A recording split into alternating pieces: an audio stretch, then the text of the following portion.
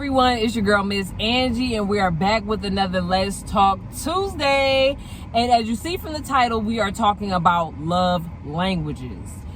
And I feel like regardless of the fact if you're in a relationship or not, you should definitely know your love language, because it shows how someone can love you. And I feel like it's very important regardless if you're dating or not. So let's get into the video.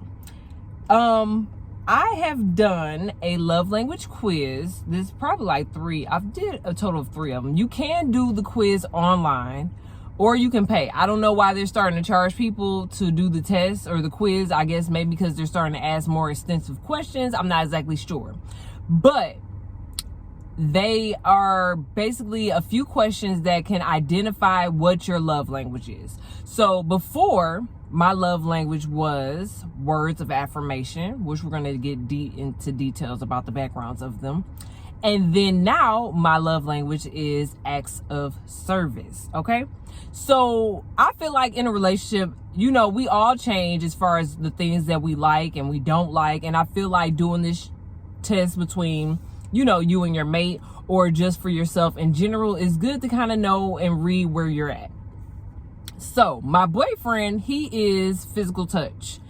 I tried to get him to retake the test recently, but he couldn't find any other test that was free. So anyways, the last time he took the test, it was physical touch. And he's the type of person that is like, if you speak the words, he wants you to show that action. Like if you say that you love him, he wants you to be able to show that you love him in a relationship wise, or I guess in a general sense. So that is basically his love language. So for sure, me learning that now for me, physical touch is not one of my strong suits. And I know people look at physical touch and they go deeper than what it is, but we'll talk about the meaning of physical touch. But for me, I feel like physical touch for me is on the lower end for me. And so me learning that, because that's something that he needs out of the relationship, I'm trying to make sure that I have balance in that area, which that's how it's good to navigate in relationships between you and your spouse, or between, you know, you and whoever you're married to, or whatever the case may be. But knowing that, okay, my love language is at the lower end, and for him, by being physical touch, that is on the lower level for me, because I'm not that physical touch person all the time. Like I said before, mine was words of affirmation. So if you just told me, hey, you look nice today, small things like that, it just was automatically, it was okay for me. I felt comfortable in you telling me that. Whereas, like I said, he's the opposite, where he wants you to show.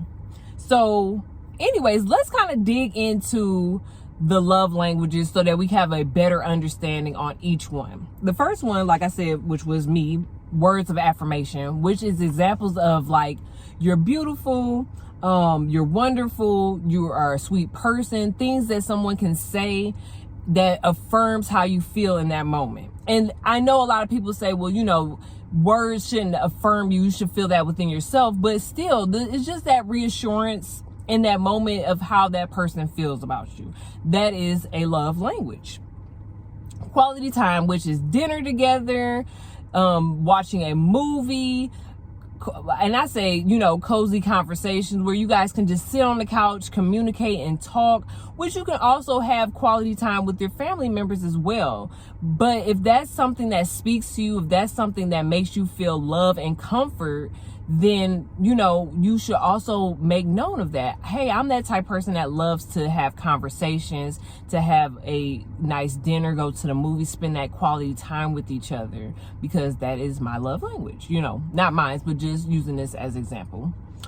Receiving gifts, buying flowers, doing, you know, let's see, what is another gift? Maybe buying lunch or something like that. Receiving gifts. Some people love gifts, and that makes them feel loved when they receive gifts, and that is another love language.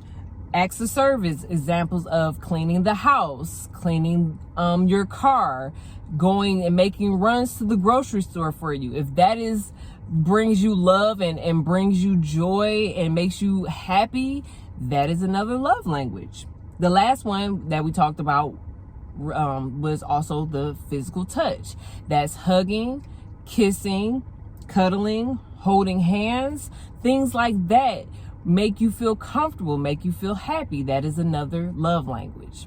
So for me, like I said, I feel like it's definitely important to know your love language, to know your mate's love language as well, because it's all a part of communication and understanding. And like I said, you can also apply these love languages to your family, to in your household as well. Just knowing how you can be able to give love to your family members. It doesn't just have to be a relationship.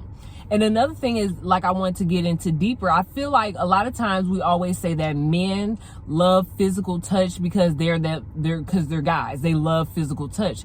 But it doesn't have to be any deeper than holding hands, than cuddling, than giving a kiss. My boyfriend always tells me, like, giving a kiss or a hug when you first come in from being gone from work is important to him, because it's like, I haven't seen you all day, or, you know, whatever the case may be. And it's like, okay, I would love to receive a hug and a kiss from you because that is comforting to me. And for me, I know I can just go on throughout my whole day without thinking about it, because that's not one of my top love languages. I feel like if I come home and see that there's certain things that are done in the house, or certain things that are, you know, I look at that like, oh, that's exciting, you know, because when you're busy, who wouldn't like acts of service? Like, that's, or like I said, another one is words of affirmation. Hey, you look nice. Now, sometimes it's hard because when I don't feel, which we kind of talked about that in the other video, when I don't feel like I look like it, it's like, really, is that what you're saying? Like, you feel like I look nice? But still, my thing was, when I do feel like I'm put together, which I'm working on this, but when I do feel like I'm put together and look nice, it makes me feel good to hear, oh, you look nice today, babe, or whatever the case may be.